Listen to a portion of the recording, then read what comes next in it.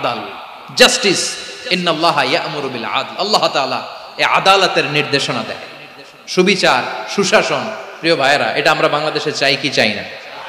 এই যে অরাজকতা, এই যে অন্যায়, এই যে জুলুম, এই যে ইনকনসিস্টেন্সি, সমাজের অসঙ্গতির প্রধান কারণ জাস্টিস নাই, সুবিচার নাই, সুশাসন নাই। শেষবারের মতো আওয়াজ করে বলেন তো, আমরা বাংলাদেশে আদল চাই কি চাই না? তাহলে প্রথম নির্দেশনা শেষ, আল্লাহ তাআলা তোমাদেরকে আদলের আদেশ দেন। এরপরে আল্লাহ বললেন, আমি তোমাদেরকে ইহসানের আদেশ দেই। ইন্নাল্লাহা ইয়া'মুরু বিল আদলি ওয়াল ইহসান।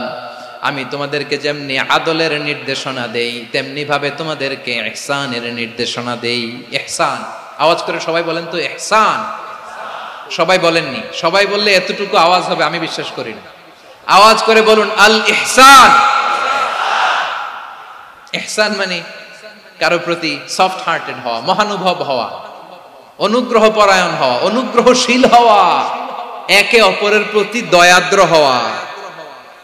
একে অপরের প্রতি দয়াদ্র, অনুগ্রহশীল হওয়া ছাড়া মানবিক সমাজ কশিনকালেও গঠন করা সম্ভব না।